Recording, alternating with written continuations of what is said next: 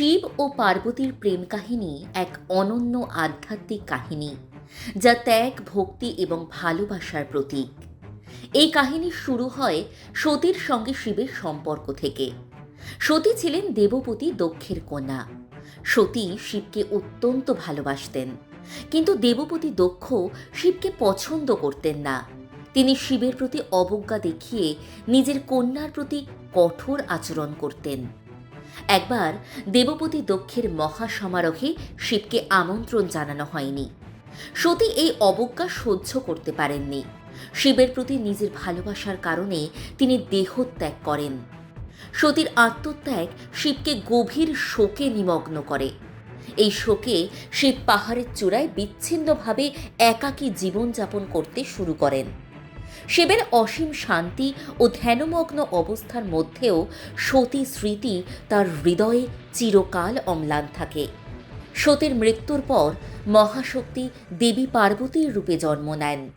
পার্বতী হিমালয়ের কন্যা হিসেবে জন্ম নিয়ে শিবকে আবার পেতে সংকল্প নেন। তিনি জানতেন শিবের মন জয় করা সহজ নয়, তাই তিনি সমস্ত বিলাসিতা, আরাম এবং সুখ ত্যাগ করে কঠোর তপস্যা ও ধ্যান শুরু করেন। পার্বতী শিবের আশীর্বাদ এবং ভালোবাসা পাওয়ার জন্য দিন রাত নির্বিঘ্নে ধ্যান এবং সাধনা করতেন। পার্বতীর তপস্যা ছিল অনন্য ও গভীর। তিনি শিবকে কেবল প্রেমিক বা স্বামী হিসেবে চাইতেন না, বরং তার প্রতি নিঃস্বার্থ ভক্তি ও আধ্যাত্মিক অনুরাগ প্রকাশ করতেন।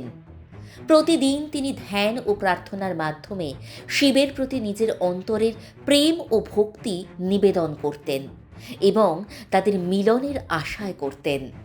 পার্বতীর এই দৃঢ় একনিষ্ঠতা, ত্যাগ এবং ধৈর্য মহাদেবকে মুগ্ধ করেছিল। শেষে শিব তার ভক্তি ও ধৈর্যের কাছে নত হন। তিনি পার্বতীকে স্ত্রী হিসেবে গ্রহণ করেন এবং তাকে কৈলাসে নিয়ে আসেন।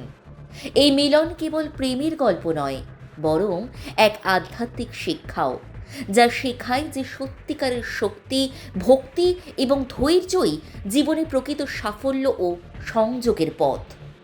শিব ও পার্বতীর প্রেম কাহিনী শুধু প্রেমের গল্প নয়, এটি ত্যাগ, ধৈর্য এবং একনিষ্ঠ ভক্তির মহাকাব্য।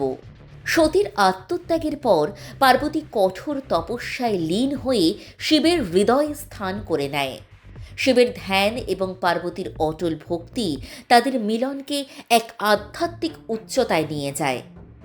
এই কাহিনী প্রমাণ করে প্রেম কেবল আবেগ নয়, বরং জীবনের সমস্ত বাধা, শোক এবং পরীক্ষাকে পেরিয়ে সত্যিকারের মিলন ঘটাতে সক্ষম এক আধ্যাত্মিক শক্তি।